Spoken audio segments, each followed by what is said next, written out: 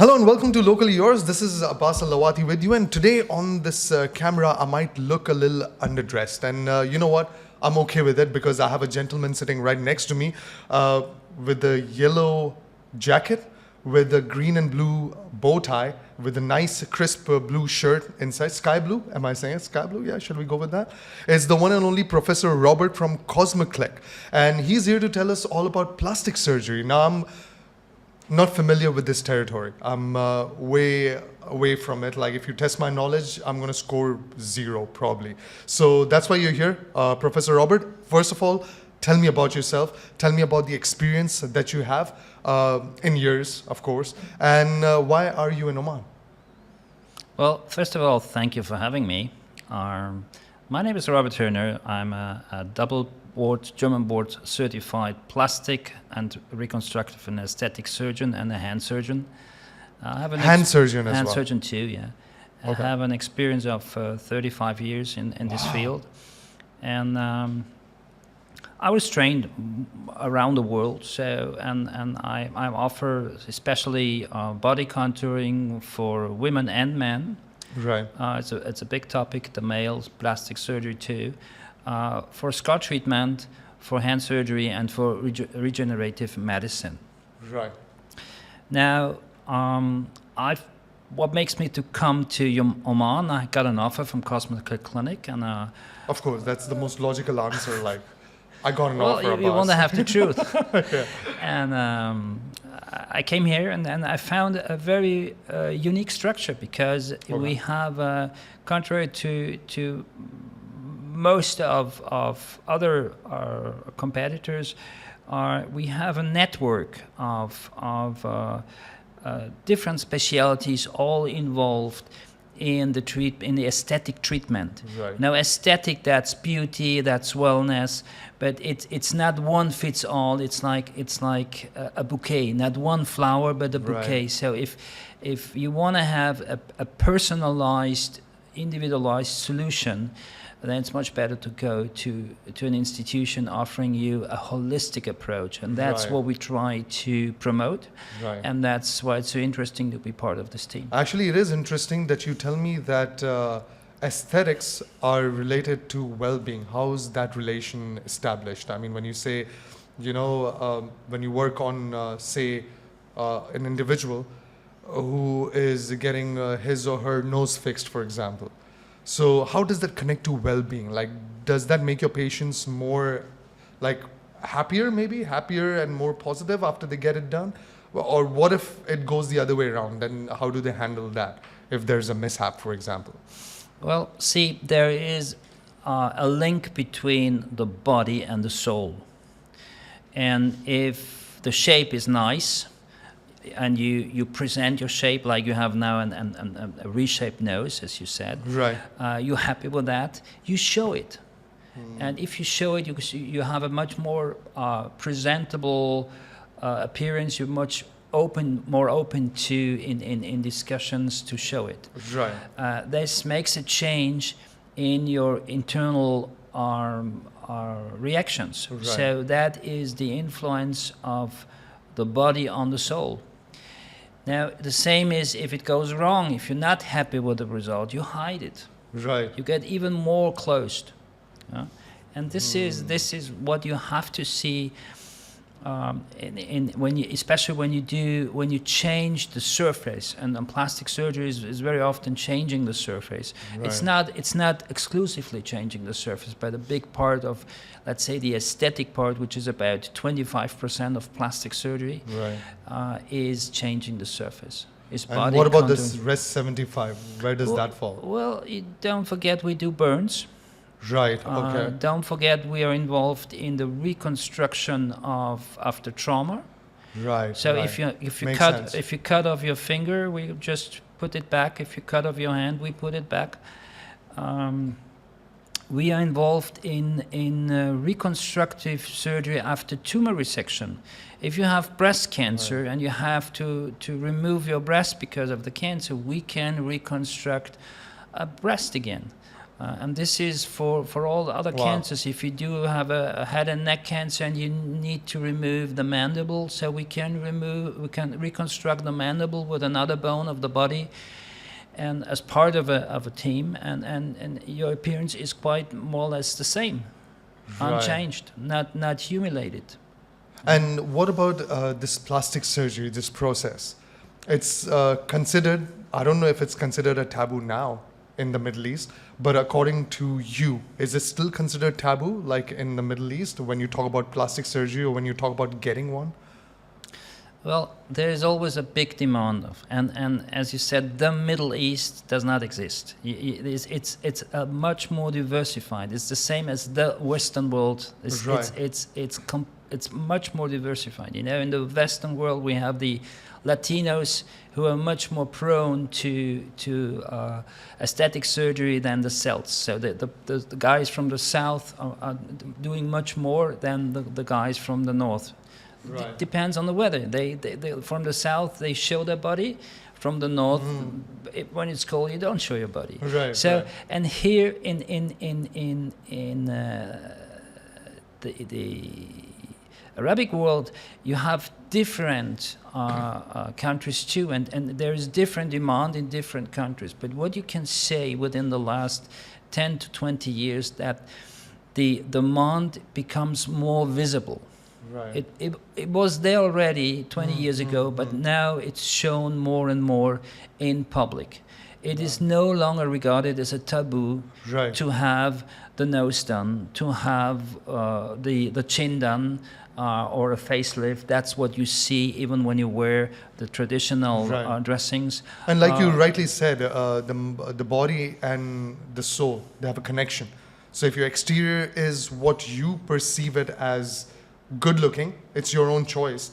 It will make you feel happier. Yes. From within. I mean, because If you know if what you want, you know, this is the big problem in plastic is there is a group that comes into my office, says, "Doctor, I have this problem. Can you fix it?" right. And then we can go over the different options, and if I'm confident I can fix it, we go ahead. Right. And then in most instances, the patient is very happy. If a patient is coming in and saying, "Doctor, what can you do for me?" Right.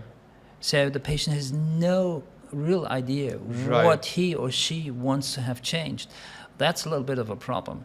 And Yes. that is a little bit with the society when you live on social media, and the social media is giving you now we want to have those big butts like Kim Kardashian, or Yeah. we want to have those small noses like I don't know who. Yeah. This is a little bit of a dangerous trend because it's Right. plastic surgery is more than a hairdresser. So you don't go Exactly. every 6 weeks, and you shouldn't do this every year, you know.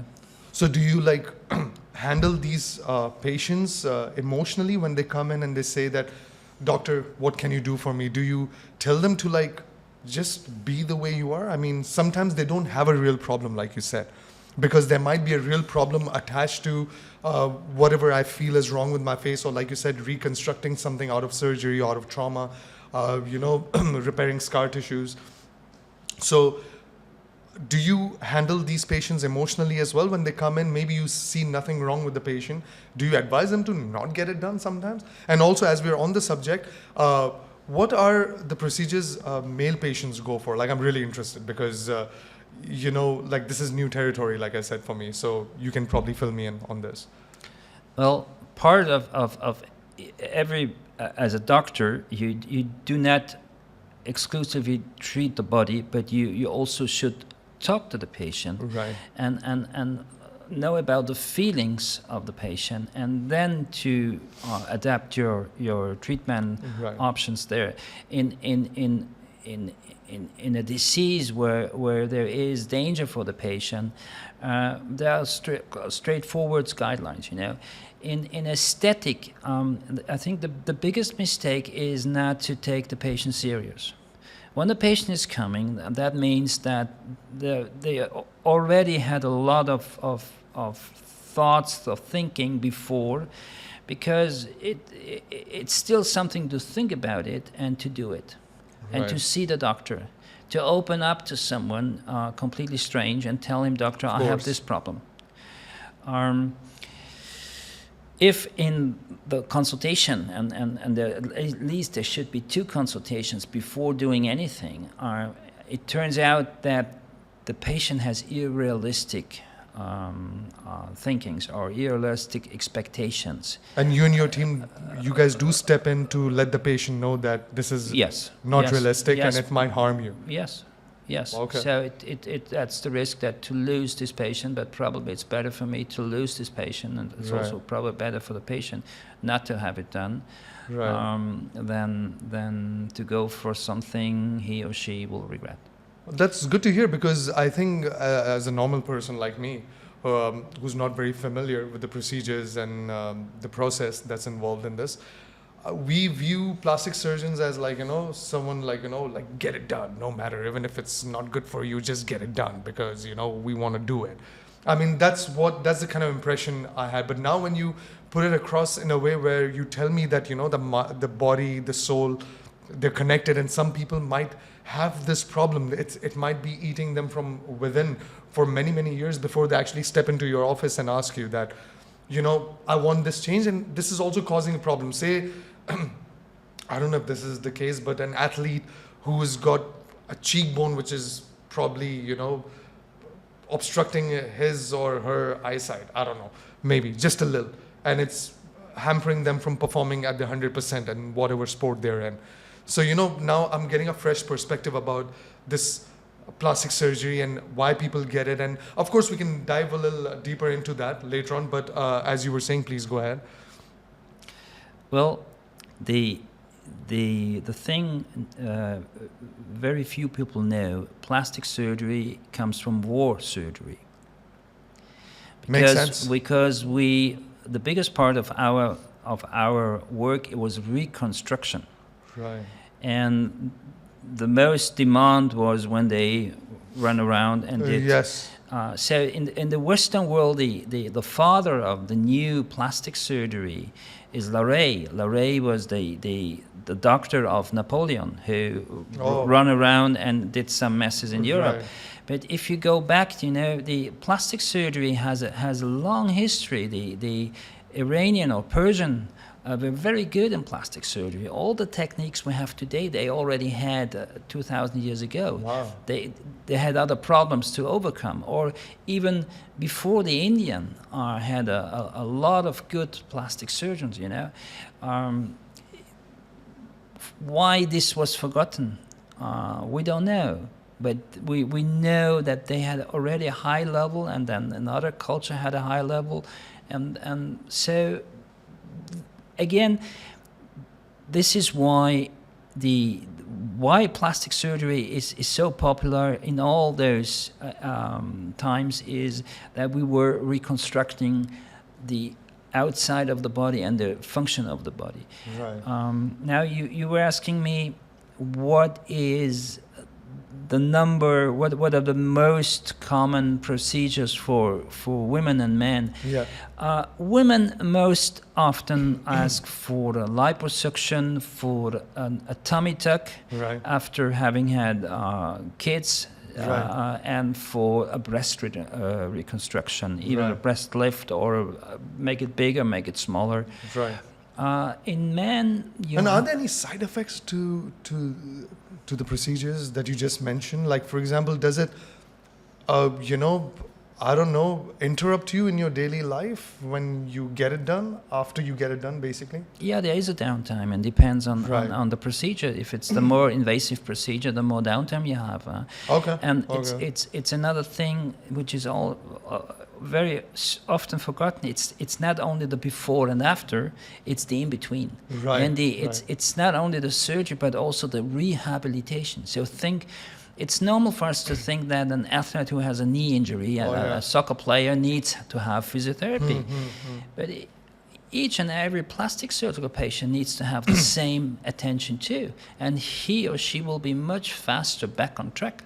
And what about the maintenance? Does it take your time and effort, like as an individual, to maintain whatever you got done? Well, the maintenance is not my problem. Okay. The maintenance is the problem of the patient to, Right. to change the lifestyle. So if you, let's say you lost a lot of weight Right. because you wanted to get rid, and then I reshape the body. Right. If you do not stop eating, if you do not really make a change in I your can't lifestyle, stop eating. He's right. Yeah. then you will have a recurrence.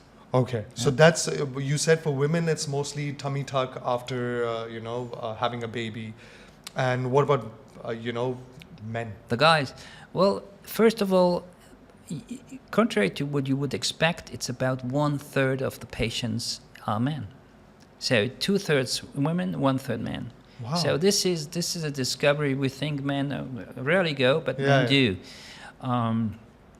So the most important procedures are the love handles. So this is the bulging. You can train and you never get rid of. Oh, I If- don't have any. I'm just hiding them under the table right now. So yes, you were saying, please go ahead. And that's the male boobs, Right. which is a problem in about 30 to 40% of young men because Right. of puberty. Right. And then the nose and the chin and the baldness. That's So, the main doctor, things. just as we're on the subject, I do understand that if you say get your nose or your chin done as a male patient, because of course you don't have an exercise that you can perform to change the shape of your nose. I don't know if there is one out there that I don't know about, but for example, say if you want to get your extra fat off from your chest area, for example, right? For example, when I was young, I used to be 138 kgs, and I did have that problem. But I got rid of that when I started doing push-ups, like in a natural way. Of course, it took way longer than it would have taken me if I got a surgery done.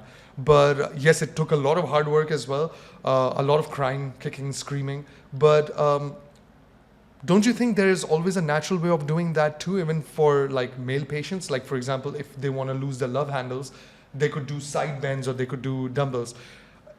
Why do male patients go for surgery instead of working out that area? Is it that they want fast results? What is the differentiating factor that makes male patients come to you, for example? Why you limit this to male patients, male and female? Male and female, sorry. But this is when you see those body contouring things. Right. What you must find out is if the patient is doing sports Right. and if the patient knows about the food, because the food is the intake and the sport is the outtake. So you should not use the body contouring surgery in both genders to lose weight. This is the wrong conception. What you lose weight with, you're changing the lifestyle, Right. and I can reshape you. And the same is for liposuction. When the patient is coming and say, "Doctor, I have so much fat, please suck it out. I wanna lose weight." You Right. don't lose weight. Right. You don't lose weight because why? If you look on a soup, on a good soup from the mother, Right. the fat is swimming on top of the soup. The fat has no weight. Right. It has right. volume but no weight. So you can reshape very well, but you will not lose kilograms. Wow, Even after really? That's- a massive liposuction, you don't lose very much. You lose 1 or 2 kilograms, but they come with the idea to lose 10 or 20. Now, the fat you have to lose, and then another important factor: the fat is stored in different places. So one place is within the skin, Right. and this is the place I can tackle. But if you have a big tummy, Right. most of the fat, especially in men, is inside. So this fat I cannot tackle because that would be dangerous. I cannot You go heard in. that? You can't be tackled. I'm just talking to my own stomach right now, telling it that. That was a bad joke. Please go ahead. That would be your job. The only one you can really Right. do this is when you change your weight. Right. And this is the secret for a good basis to start from, and this is the secret to, let's say, a basis I can provide with you helping me, and then give you some additional motivation to keep this. But you have to actively keep it. So basically, there's no shortcut in life. That's what I believe no, in. Even no, when no. you get a plastic surgery done, No. you have to make sure that you maintain it, you work out, you change your lifestyle basically. And yeah, I mean, it is pretty natural, right? The more you work out, the healthier you eat, the better you feel. I mean, it's all related in the end. Yeah, but again, workout is this is society telling us. When you're young, you can work out. When you're Yeah. young, you don't have any problem. You True. can eat whatever you want. Yep. When you're getting older, then it's a problem. You know, when we have to go for a dinner Right. and we have to eat after 9 o'clock for a social dinner, you cannot say, I want to have my salad, please. Right. No, you have to eat this. Right. And this is, and you don't have so much time with all your filled schedule to say, oh, now I take 1 hour off or 2 hours off and go Right. for a workout. So that's a little bit the problem.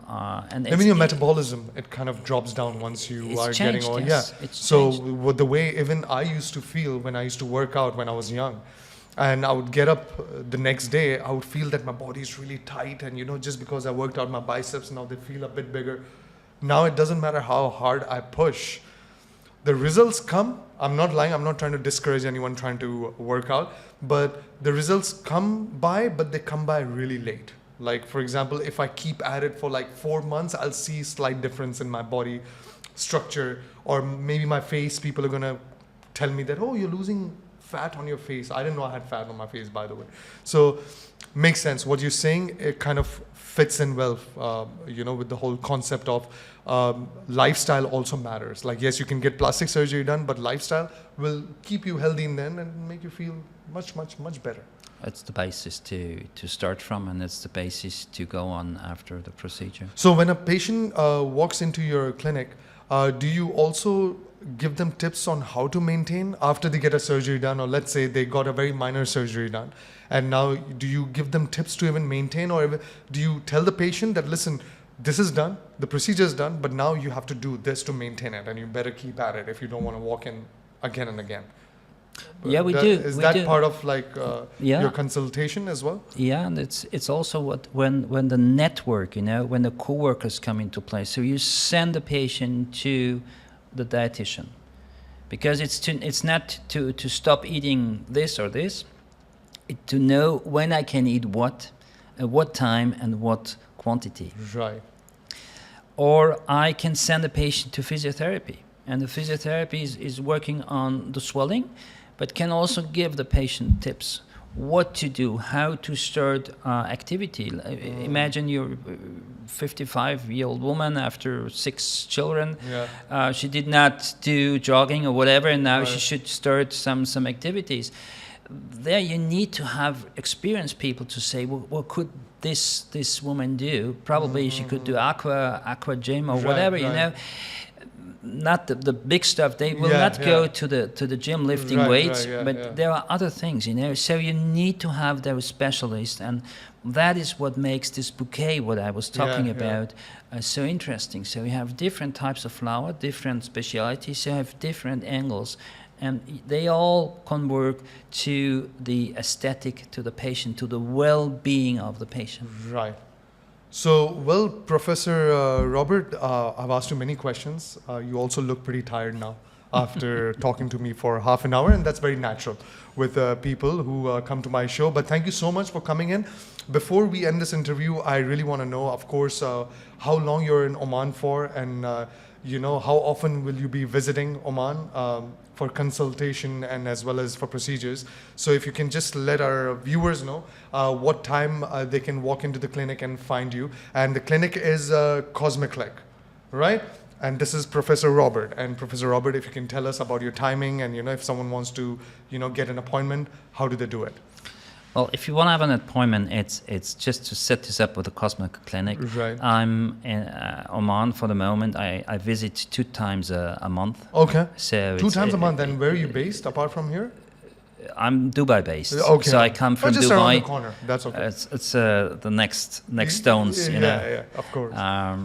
but that makes it easier to come over Okay. and then to see the patient, discuss it, sometimes discuss a second time, give them information material, and then if they want to go ahead with a procedure and Okay. profit from the network. Yes. Okay, fine. Well, if you have a problem that you want addressed, Professor Robert here, thank you so much for all the information that I have now because of you.